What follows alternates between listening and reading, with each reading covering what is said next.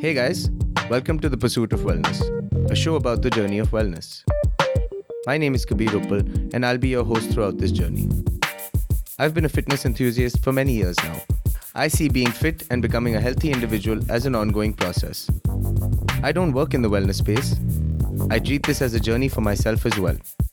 A few years ago, I co-founded FitNut, a wellness platform where people could find exciting and informative content on fitness, nutrition, and healthy living. By chatting with experts and other enthusiasts in the space, I hope to learn a lot myself, and hopefully you guys will too. On this podcast, I will chat with experts and enthusiasts to learn the dimensions of wellness that will help you achieve the holistic health you set your mind to. If you're listening to this, you're either thinking about or have started your wellness journey already. Or maybe you're just curious about how to get fitter, healthier, whether it's physically or mentally. Welcome. Come be a part of this community we are trying to build.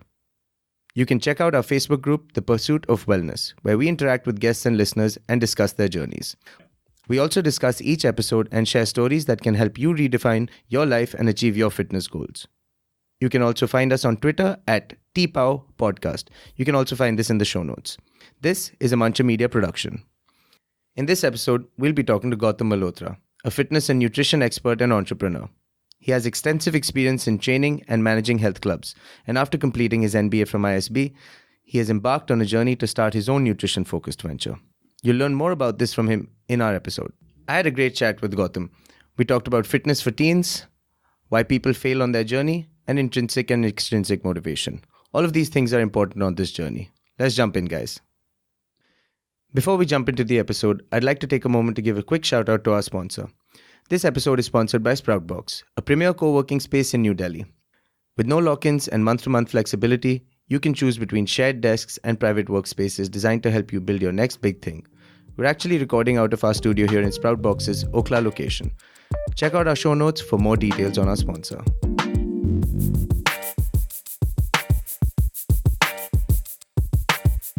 Hey Gautam, great to have you on the show, man. How are you doing? Thanks, Kabir. Thanks for having me over.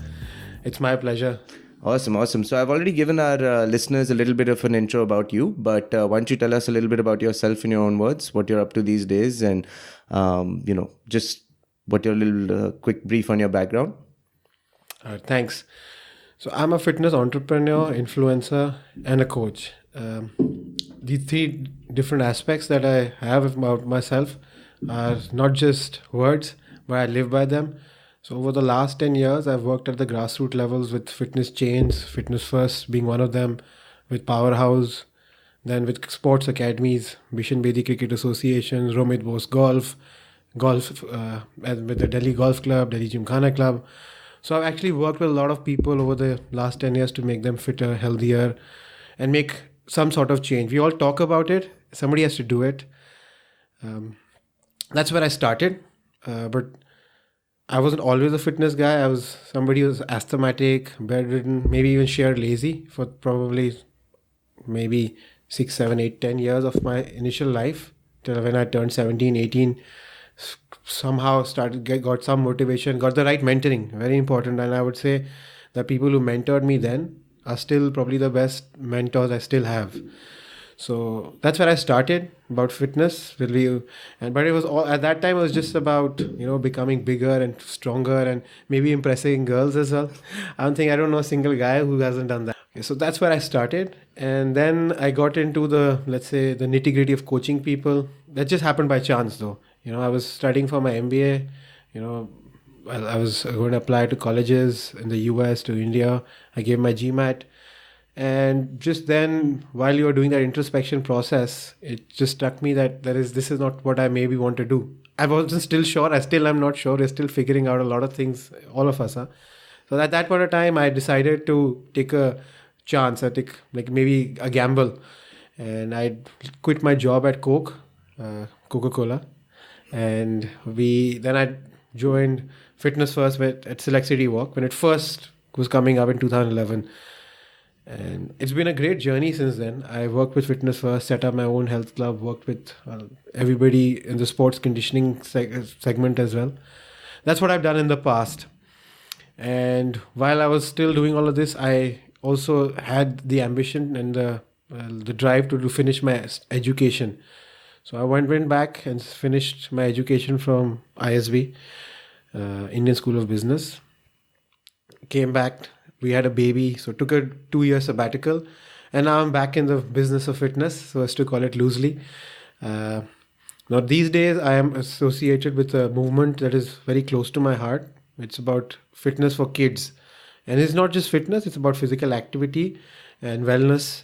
As the pursuit of wellness goes, it's about making sure the kids, the next generation, understands not just being fit mentally, but being fit physically as well. So we see a lot of kids these days becoming smarter, becoming brighter, but what you also do not realize is they're hitting puberty much faster. Okay, so there is a lot of bodily changes that are happening at a much faster rate.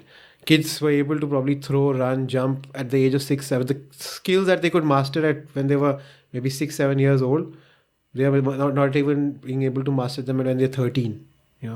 So that brings me back to the point where, well, I have benefited a lot out of this. I would owe everything that I am today to fitness, and not just being physically fit, but mentally as well.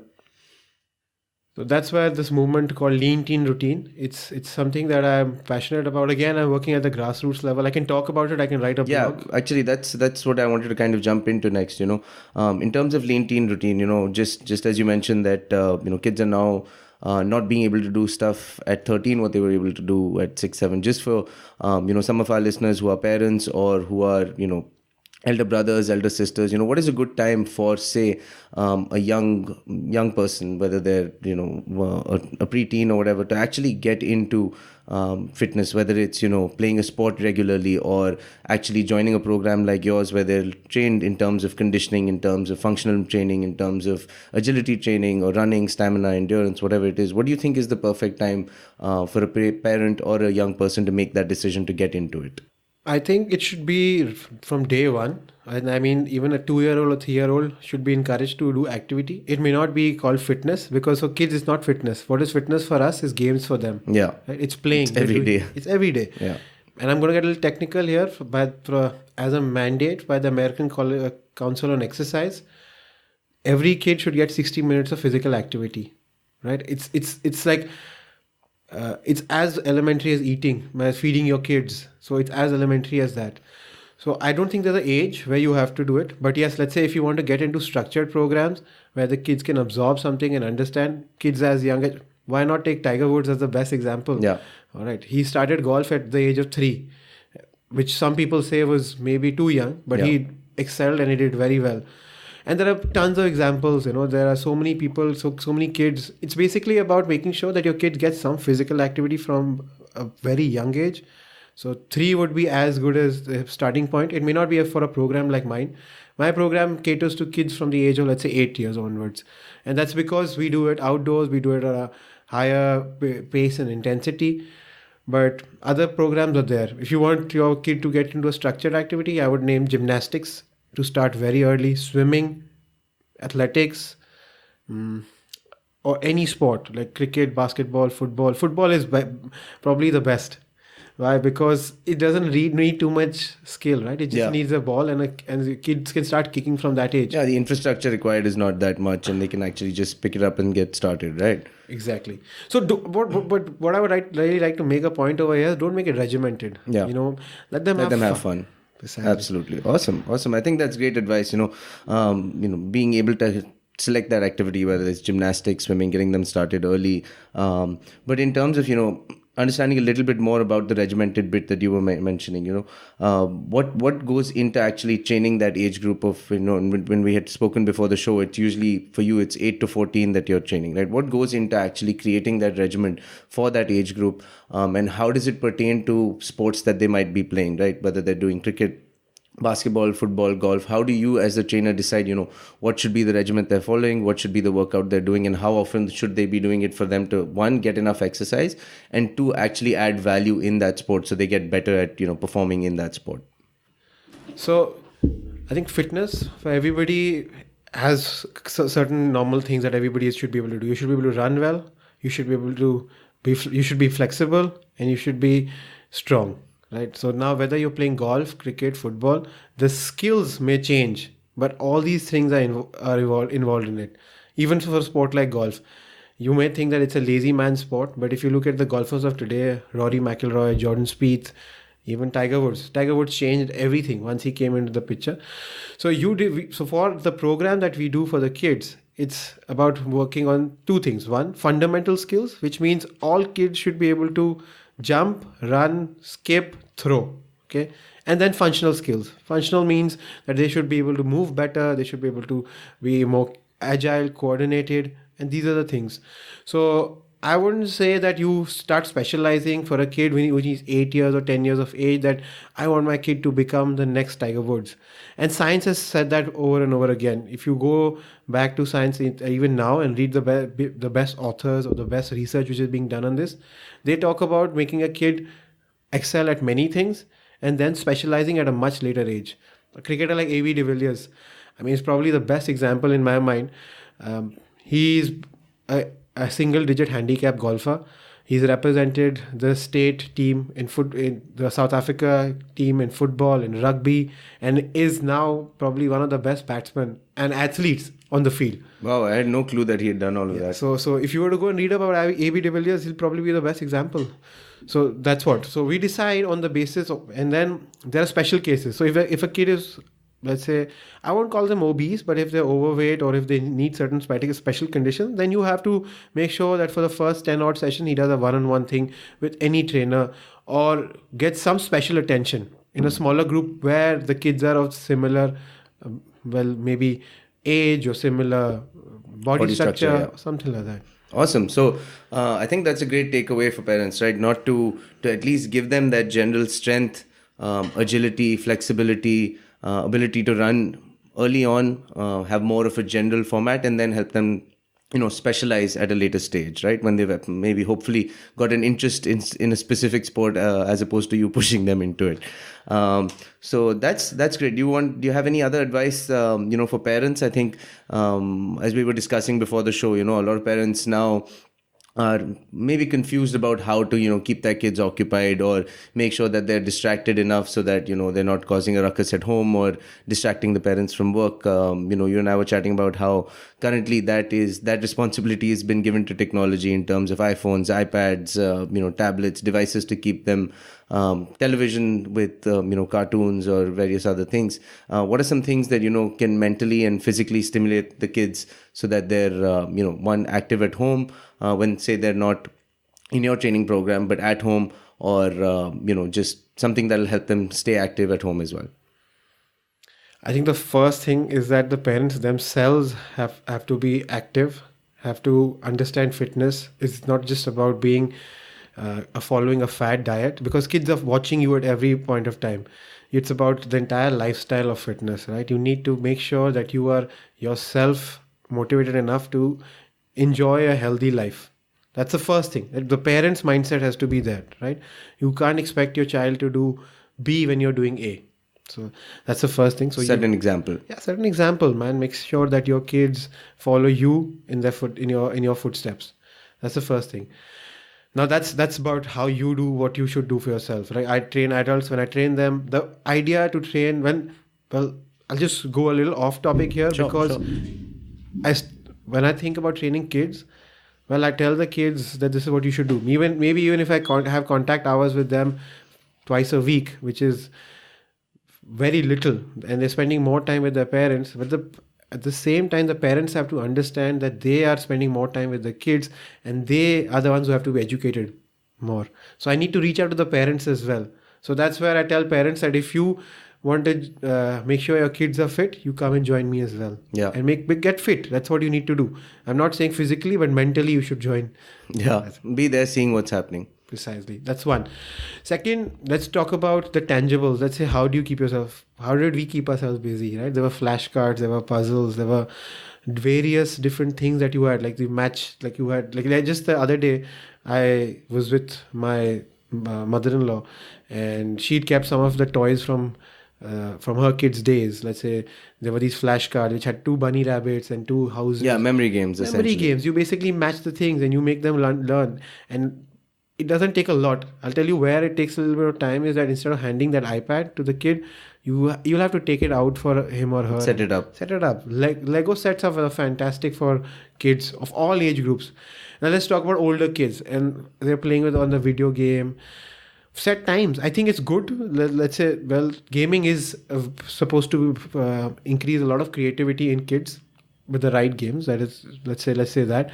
So set time limits. Set like an hour a day of physical activity or non-electronic based activity, and an hour a day of let's say electronic based activity. We're living in the digital age, so you can't expect them to become cavemen. Completely, cut off. Another thing I wanted to get from you is, what do you think is some good advice in terms of physical activities at least, that parents can do with kids outdoors? Like if the kid is not in an environment where there is, a sport being played in the neighborhood, if there is not enough people for them to kind of rally together to do something, what are some things that, parents and kids can do together to kind of hit those essential three things you mentioned: strength, agility, flexibility? Do you have any ideas for some of our listeners with young kids or preteens that can help them get out there and also give them the activity time that's required? Yeah, the first and the foremost thing: run. Kids love running. They go to a park. If there's nothing else happening, even if you give them those 20 minutes of running activity, they will love you. That's the first thing. That builds a lot of speed, momentum, gets the kids' heart rate going up. They start enjoying fitness. The second thing I would say is that you start playing a sport with your child. It's not very difficult. You don't even need the skills. The kids, if they're young children, they're still developing. And if they beat you at the sport, then it's very good. Yeah. Third, and I would say, which is now not just being physically active, is about nutrition. Right? Very important point that a lot of parents do not understand is that they think that kids can eat anything and burn it, which is not true. Right? India has the highest number of obese kids after China. Wow. Highest number of obese kids. We are sitting at a dichotomy where we have half of India malnourished and half of India becoming overweight. So coming back, so it will be eating the right foods at home. Those three things. If you don't have activity, make sure at least you're eating well. Right? As pollution levels go up, so many times you can't go out. But indoors, you can start doing these things. Awesome. Thanks. So moving on to, a little bit about fitness in today's age. You've kind of, as you mentioned, been in the fitness space personally and professionally for the last 10 to 12 years. What are your thoughts on, what's kind of happening in the fitness and wellness space today with the inclusion of technology, inclusion of, seriously high engagement social media platforms like Instagram? What do you think is the role to play in the business of fitness and also fitness as a lifestyle? Well, with technology, just like with everything else, is a double-edged sword, right? You have, on the one hand, we have so many people to look up to. Inspiration is there. A guy, you can follow anybody on social media and get inspiration from them. They are giving you some of them are giving the right content, what you should eat, what you should do. But now here's the caveat. You shouldn't fall for Insta fitness, right? We've been talking about that. Yeah. You can't just see what another guy is doing. If somebody is flipping a tire 20 times over, you have to see what that person has done before, earlier. Yeah. And it's not for you. You can't just go start flipping that tire. And I think I've told you this before. We are not jokers or clowns, right? We are not performers. It's great to be able to stand on a Bosu ball and do a lot of things. Or maybe stand on a Swiss ball and do one-handed pistol squats, which is great. But great for whom? Is it great for you or great for the guy who's selling it? Yeah. Right? So that has to be there. Technology, we have so many apps, right? You can name an app and there's Healthify and there's this running app. 7-Minute Fitness, so many of them. So you use them. I would say that you use them, but at the same time, understand. First, make your focus about what do you want to achieve in fitness, right? You have to have your goal, because don't run after the first fad that comes in. Today, if I was to start naming fads, there's keto, there's intermittent fasting, there's HIIT, there's aerobic training, anaerobic training, there's kettlebells, there's Bosu balls, there are even rope workouts. there's athletic training. Everybody wants to sell a fun workout, a functional workout, whatever you may want to call it. But at the same time, you have to make sure that you know what you want to do, get out of the gym.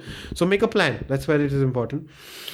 So use technology to facilitate your exercise and not fall prey to everything that is happening.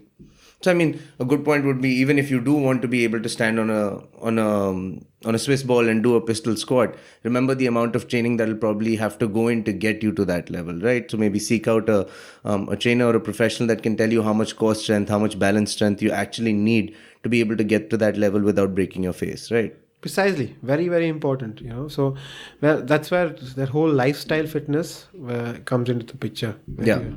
Awesome. So, I mean, I think the point about, being able to go to these platforms to getting inspiration and to be getting ideas in terms of short-term or long-term goals, and, maybe hopefully the listeners, a lot of them have, the good sense to realize that the effort that has gone in from that influencer or person that's putting up is very vast. But how would you think are there some tips and tricks for people to be able to kind of tell what are some things that they shouldn't be doing off the bat? Like, last time we had chatted, it's you had pointed out something that I was doing in the gym when I was doing leg raises, and said, why don't you hang and do it? It's a little more effective that way. I see so many people like trying handstands and trying all sorts of Utpatang things, but it never really is working out. What would you say is a good way for them to be able to say, look at a particular exercise that's being done on Instagram, or looking at an influencer, say, okay, maybe this is not right for me at this point? See, you have to first introspect, right? You have to understand, where you stand, right? You have to figure out your weight, your body measurements, your goals, and then understand where that person who's doing it, whether there's a match between the two of you. It's like a Ferrari, or rather a Maruti trying to race a Ferrari. Yeah. You're never going to get there. But it's not that you can't upgrade. Right? Yeah. Today, I may be in a Maruti and I can eventually buy a Ferrari. But I may have to work at certain things. Well, maybe monetary, maybe marry rich. Could be. Yeah. Many ways to get there. Many ways to get there, right? I'll leave the finance guys to figure that out. So it's basically about understanding that where that guy is in his or her fitness journey and where you are in your fitness journey. Because I see a lot of people coming to me and saying that, I saw this picture on Facebook or on Instagram, or this guy is really cool and he does these handstands and these flips. And I ask them that, are you even being able to do a squat properly? Yeah. So it's there, one. So you filter the aspiration from the reality. Yeah. That you need to balance it too. That's the first thing that you would want to do. Second, is the guy who's doing it actually a genuine educator in the fitness space, or just a performer? Yeah. There are performers who are earning through Instagram, which is great. And I think it's a great platform for everybody. Yeah, absolutely. Cheers to them for being able to do that. Yeah, it's basically democratized the entire media space, right? Today we have Instagram celebrities who may not go on TV ever, but they probably are earning more than a lot of TV celebrities. Yeah, and also those guys that are performing, obviously, if they're being able to do these really, difficult things, obviously on their personal journey, it took them a lot of effort and training to actually be able to get there. But as you said, do they have the ability to disseminate information that is valuable for people that are looking at that content, that will actually be able to, inform them correctly that this is something you can do in the future and this is how you can get there in this step-by-step format, as opposed to, don't try this at home. Yeah, that's right. So that's very important to have a procedure, like a step-by-step, how to get their sort of book, or how to get their cheat code, or whatever it is. So that is very important. And I would say that, you shouldn't just get inspired by what one guy is doing on Instagram. You should always make sure that you jot down what your goals are in fitness. And this is brings me to the point that where people are failing about fitness. Why people fail when they try to get fit. Yeah. And the biggest first thing that when you say about getting fit is lose weight. Yeah. Right? That's the thing that they talk about. Why do they fail? Because they look at all these people on Instagram or on Facebook who are doing so many cooler things than what they are being able to do. And they want to start doing those things. Mimicking them, yeah. And what happens in the process? They get injured. Right? Even if they don't get injured, they get to a certain stage and then they fall off. Why?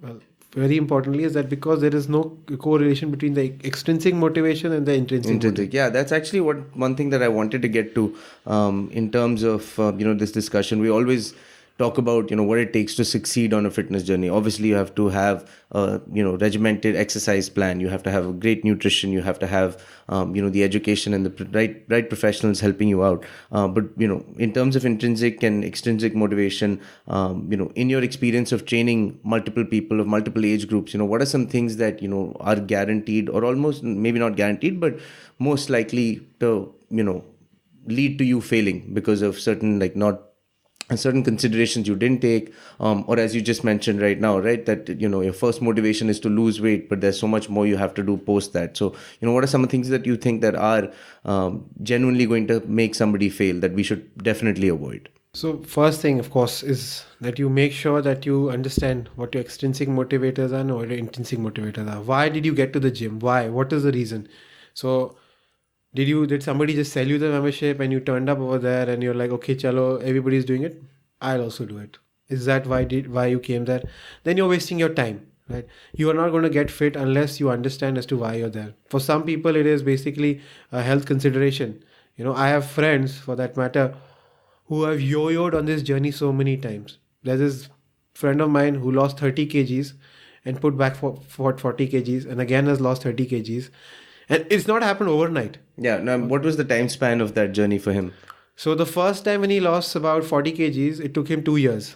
And it was, I won't say take all the credit for it, but yes, I did help him. I did motivate the person. So every time I sit with somebody who's there to lose weight, I need to first understand as to what are the triggers that would work for that person. So if you're doing this on your own, you need to figure out what are the triggers for that person.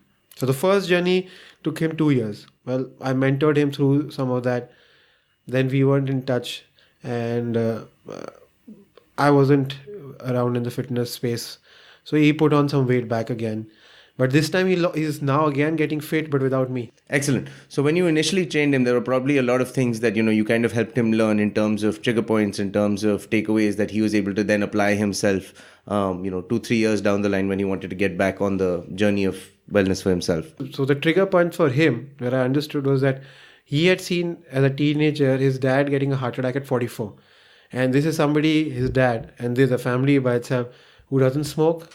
The family or everybody in the family, nobody smokes, nobody drinks, they're vegetarians. But what was the problem? The problem was their rich diet, right? The problem was inactivity. Why do we have, so this is where the lifestyle diseases come in. The two reasons that lifestyle diseases happen: one, we under exercise; two, we overeat. So these people were in there, nobody told them that the biggest, well, I would call it a sin at this point of time, is, well, being overweight. I just put it that way, or being obese. It's like nobody told them that you're going to fall ill or have these so many diseases that will be, whether it is heart attack, well, cancer. A lot of people don't know why cancer is the second largest cause for cancer is obesity. First is, of course, smoking, it we all know, but the second is obesity. So what I'm trying to say is that for that person, that trigger was seeing his dad being in that situation when he was a teenager. He does not want that to happen to himself or his kids to see that. And even though he put on weight again, but these things already in front of him. Also, for a lot of people, for us, we talk about fitness being expensive. Well, if you think fitness is expensive, try illness. Yeah. Well, so nothing compared in terms of hospital bills and fees. Yeah, you just do the math, right? Do the math. Well, I haven't been able to come up with the numbers, but I know for sure, well, which I can't give you the numbers right away. It is 10 times more expensive to fall ill than it is to lead a healthy lifestyle. Whether it's a gym membership, whether it's eating healthy. Yeah, and this guy achieved weight loss without going to the gym. Excellent. But he does physical activity. Okay, so yeah, he has open space or available to him where he can go for a walk. He eats healthy. So coming back to the time frame, he's lost about 30 kgs in 11 months. Right, he started around January. Maybe the resolution kicked in and he started there and he's lost about 30 kgs.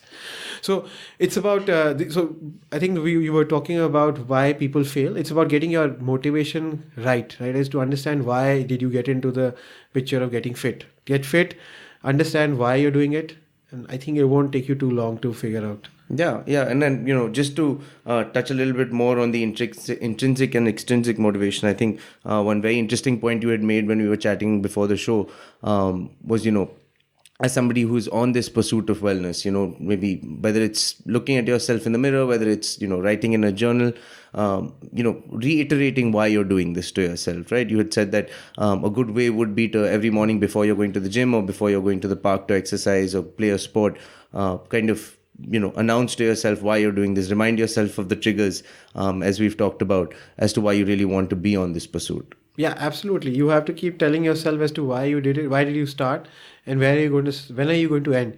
Hopefully never. But yes, it's important to keep putting that point back into your mind. Yeah, and I'm so glad that you said hopefully never, because the entire, premise of starting this podcast was about how the pursuit of wellness is not a short-term journey. It's not a means to an end, right? It's something that, is consistently going. Once you have one goal, you achieve it, then you maintain yourself. And, there are many things that you have to do to keep that pursuit going, as opposed to, okay, now I've lost all the weight I needed to, chalo party ho gayi meri ab, right? Absolutely. Awesome. So just, to move into kind of, collating all of this together, what would you say are some takeaways that you can give some of our listeners from the perspective of a trainer who has trained so many people of different age groups, in terms of sports, in terms of losing weight, in terms of getting stronger, and somebody as a nutrition expert also. You studied a lot in the nutrition space. You've also probably helped a lot of people, manage their diet, change their diet to get to their goals. And also from somebody who's, in the fitness business. I really like, when we were chatting in the start, you had said that, I'm, fitness is my passion, but business is my skill. So I think just, mixing all of this together, give us some takeaways for our listeners in terms of, what they can actually tangibly do to kind of hit all of these marks. All right. So let's divide it into three things, or three different areas that I would say. One is fitness. Which is physical fitness. Second is nutrition. And third is the psychological aspect of it. And these are the three areas that I would probably always emphasize. So let's just say let's say fitness. How do you succeed? I would say keep a journal. Note down every detail that you are doing. And trust me, if the time that you take right now is going to help you in your fitness journey throughout life. I'm a compulsive note taker. I take notes about everything, whether it's on your phone. If you're great at remembering things, just take mental notes. Whatever works for you. A journal doesn't have to be a physical journal. I just feel that keeping a physical journal becomes a better habit. That's first thing. So keep a journal. Second, which is coming to the nutrition aspect. If I was to tell people to cut out only one thing in their diet, it would be sugar. Sugar in any form. Anything which is starchy and has sugar, just cut it out. And you see the difference in your diet. Even if you don't cut out anything else, just do that. Third thing is a psychological aspect. The psychological aspect brings me back to having this attitude, which means that where you have to make sure that you give it your all.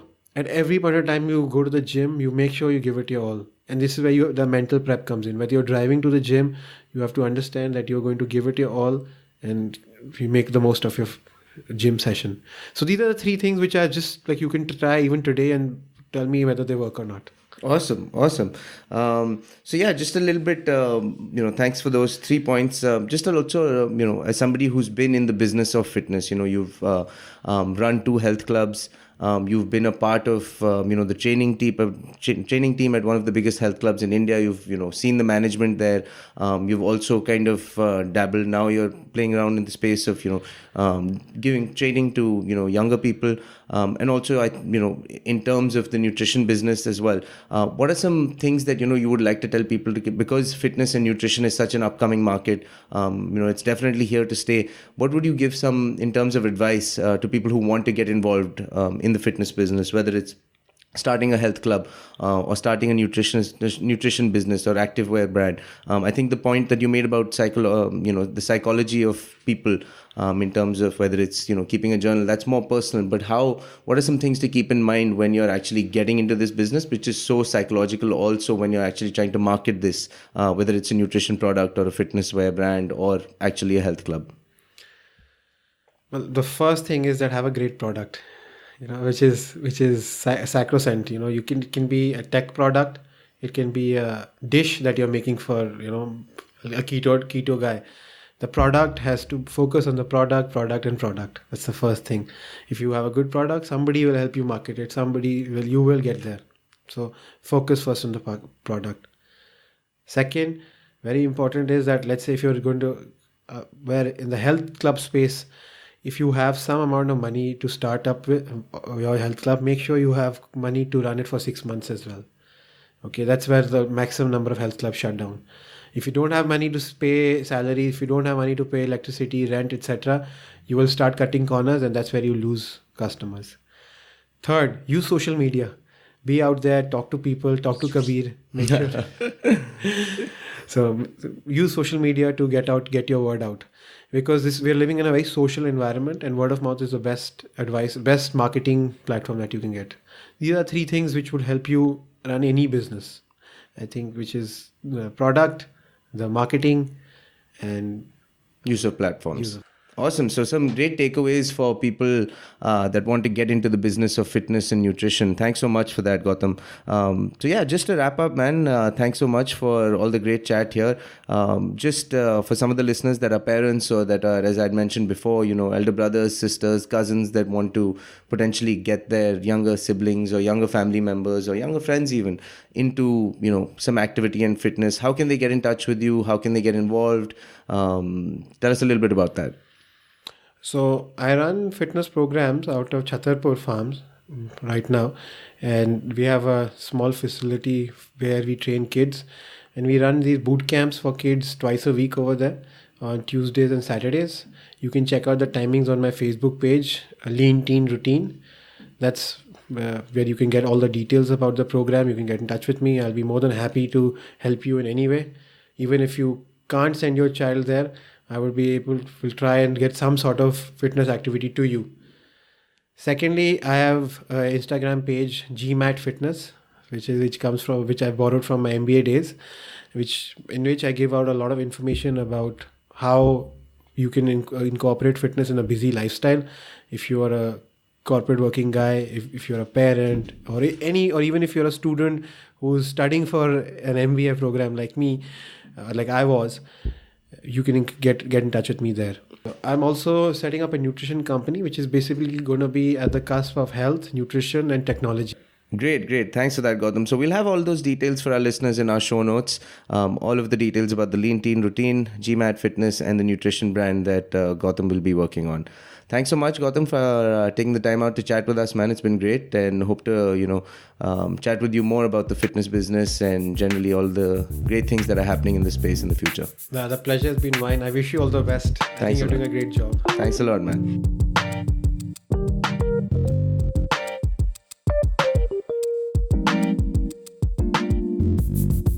Alright guys, that was our episode with Gautam for the Pursuit of Wellness. You can find us on iTunes, SoundCloud, Stitcher, or wherever you guys get your podcasts. We love to hear what you think, so feel free to give us a review or jump onto our Facebook group and share your thoughts. This has been a Muncher Media production. Hope you guys tune in next time.